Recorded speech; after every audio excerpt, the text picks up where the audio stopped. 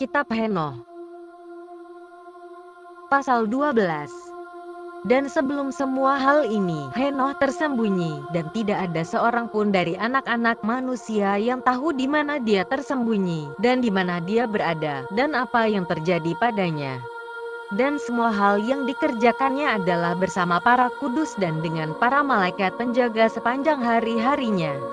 Dan aku, Henoh, memuji Tuhan yang besar dan Raja dunia. Dan lihatlah, para malaikat penjaga memanggilku, Henoh, sang juru tulis, dan berkata kepadaku, Henoh, engkau juru tulis keadilan, pergi, beritahukan kepada malaikat penjaga surga, yang telah meninggalkan tempat tinggi di surga dan tempat kudus yang kekal, dan telah mencemarkan dirinya dengan perempuan, dan telah melakukan apa yang dilakukan anak-anak manusia, dan telah mengambil istri bagi diri mereka sendiri, dan telah melakukan pencemaran dan kerusakan yang besar di atas bumi. Di atas bumi mereka tidak akan mendapatkan damai sejahtera ataupun pengampunan dosa, dan mereka tidak akan mendapat kebahagiaan dari anak-anak mereka. Mereka akan melihat pembunuhan orang-orang yang dicintainya, dan mereka akan meratapi kehancuran anak-anak mereka, dan akan memohon di sepanjang kekekalan, tapi belas kasihan dan damai sejahtera tidak akan diberikan kepada mereka. Pasal 13. Dan Henoh pergi dan berkata kepada Azazel, engkau tidak akan mendapatkan damai sejahtera, hukuman yang berat telah dijatuhkan atasmu, dan dia, Rafael, akan mengikat engkau. Engkau tidak akan mendapatkan keringanan ataupun belas kasihan, dan permohonanmu tidak akan dikabulkan, karena engkau telah mengajarkan penindasan, dan karena semua perbuatan kejam, penindasan, dan dosa yang engkau tunjukkan kepada anak-anak manusia. Dan kemudian aku berbicara kepada mereka semua, dan mereka semua ketakutan, gentar dan gemetar. Dan mereka memintaku untuk menulis sebuah surat permohonan bagi mereka agar mungkin mendapatkan pengampunan, dan membawa permohonan mereka di hadapan Allah di surga. Karena sejak saat itu mereka tidak dapat berbicara kepada dia, ataupun mengangkat wajah mereka dan memandang ke surga karena rasa malu akibat dosa-dosa yang menyebabkan mereka dihukum.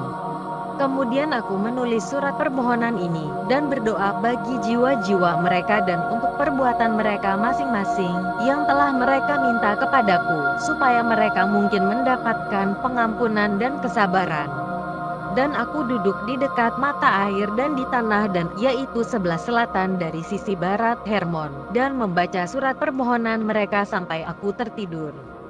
Dan lihatlah, suatu mimpi datang kepadaku, dan penglihatan turun atasku, dan aku melihat penglihatan tentang penghukuman untuk ditunjukkan kepada anak-anak surgawi, dan untuk mencela mereka.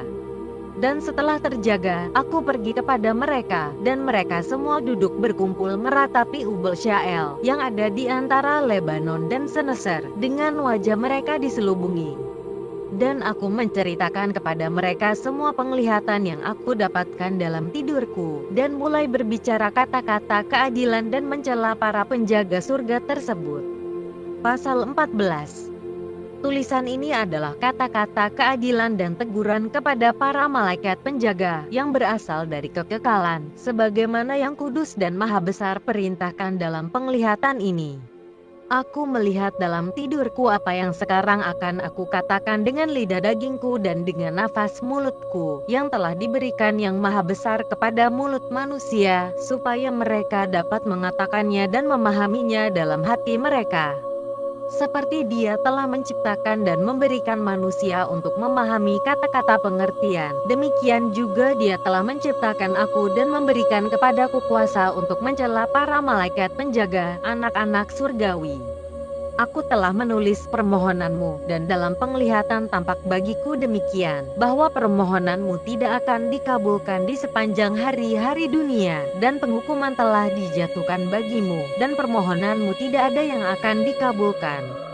Dan mulai sekarang kamu tidak akan naik ke surga untuk selama-lamanya, dan di atas bumi telah ditetapkan, mereka akan mengikat kamu sepanjang hari-hari di dunia. Tapi sebelum ini kamu akan melihat kehancuran anak-anakmu yang kamu kasihi, dan kamu tidak akan dapat memiliki mereka, tapi mereka akan mati di depan matamu oleh pedang. Permohonanmu bagi mereka tidak akan dikabulkan bagimu, maupun bagi dirimu sendiri. Dan selama kamu meratap dan berdoa, kamu tidak akan dapat berbicara satu patah kata pun dari tulisan yang aku tuliskan. Dan suatu penglihatan muncul kepadaku demikian. Lihatlah, awan mengundang aku dan kabut memanggil aku, dan lintasan bintang-bintang dan halilintar mendorong aku, dan angin memberiku sayap dan membawa aku. Dan mereka mengangkat aku ke surga, dan aku bergerak sampai aku mendekati sebuah dinding yang dibangun dari kristal dan lidah-lidah api mengelilinginya, dan itu membuat aku mulai takut. Dan aku pergi menuju lidah-lidah api itu dan mendekati sebuah rumah besar yang dibangun dari kristal, dan dinding rumah ini seperti lantai yang dilapisi kristal, dan dasarnya terbuat dari kristal. Langit-langitnya seperti lintasan perjalanan bintang-bintang dan halilintar, dan malaikat cherubim berapi ada di antaranya, dan langit-langit mereka jernih seperti air. Kobaran nyala api mengelilingi dinding itu, dan pintu-pintunya menyala dengan api. Dan aku masuk ke dalam rumah ini, dan rasanya panas seperti api dan dingin seperti es, dan tidak ada yang menyenangkan dan tidak ada kehidupan di dalamnya. Ketakutan menguasai aku, dan aku gemetar. Dan selagi aku terguncang dan gemetar, aku jatuh tersungkur dan aku melihat sebuah penglihatan. Dan lihatlah, ada sebuah rumah kedua, lebih besar dari yang pertama, semua pintu-pintunya terbuka di hadapanku, dan itu dibangun dari lidah api. Dan dalam segala sesuatunya, bangunan itu unggul dalam keagungan dan kemegahan dan ukuran, sehingga aku tidak bisa menjelaskan kepadamu kemegahan dan ukurannya. Lantainya dari api, dan di atasnya ada halilintar dan lintasan perjalanan bintang-bintang, dan langit-langitnya juga dari api yang menyala-nyala. Dan aku memandang dan melihat di dalamnya suatu tahta yang maha tinggi, penampilannya seperti embun es, dan sekelilingnya seperti matahari bersinar dan suara para cherubim. Dan dari bawah tahta besar itu mengalir sungai-sungai api, dan tidak mungkin untuk dapat memandangnya. Dan Dia yang besar dan agung duduk di atasnya, pakaiannya bersinar lebih cemerlang dari matahari, dan lebih putih dari salju manapun.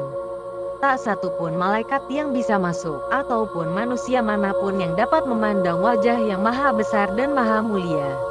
Api yang menyala-nyala ada di sekelilingnya, dan api yang besar berdiri di hadapannya, dan tidak ada yang berada di sekitarnya dapat mendekati Dia. 10.000 kali 10.000 ada di hadapannya, namun Dia tidak memerlukan penasihat. Dan para kudus yang berada di dekatnya tidak meninggalkan tempatnya siang maupun malam, mereka juga tidak beranjak dari Dia. Dan saat itu aku tertelungkup dan gemetar, dan Tuhan memanggil aku dengan suaranya sendiri dan berkata kepadaku, "Datanglah kemari, Henoh, kepada kata-kataku yang kudus." Dan Dia membuat aku bangkit dan aku pergi ke pintu, tapi aku menundukkan wajahku ke bawah. Pasal 15. Dan Dia menjawab dan berbicara kepadaku dengan firman-Nya, "Dengarlah dan jangan takut, Henoh, engkau orang benar dan juru tulis keadilan, mendekatlah kemari, dan dengarkan firman-Ku. Pergi, katakanlah pada para malaikat penjaga surga yang telah mengutusmu, supaya kamu memohonkan bagi mereka. Kamulah yang harus mengajukan permohonan bagi manusia, dan bukan manusia bagi kamu. Mengapa kamu meninggalkan tempat tinggi yang kudus dan kekal di surga, dan tidur dengan wanita, dan mencemarkan dirimu dengan anak-anak perempuan manusia, dan mengambil istri bagi dirimu sendiri, dan bertindak seperti anak-anak manusia di bumi, dan memperanakan para raksasa? Sementara kamu yang adalah Roh Kudus, memiliki hidup yang kekal, kamu mencemarkan dirimu dengan wanita, dan memperanakan anak-anak darah dan daging, dan mengejar nafsu akan anak-anak manusia, dan telah menghasilkan daging dan darah sebagaimana manusia yang akan mati dan hancur.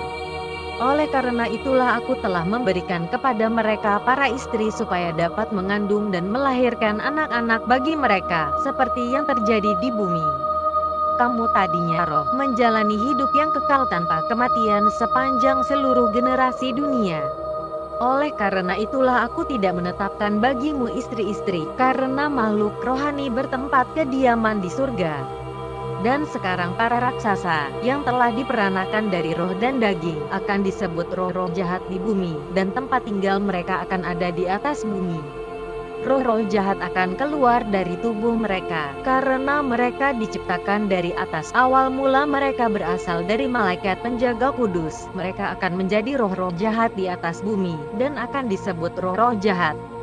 Tapi roh-roh yang ada di surga memiliki tempat kediaman di surga, dan roh-roh yang ada di bumi, yang lahir di bumi, memiliki tempat kediaman di bumi.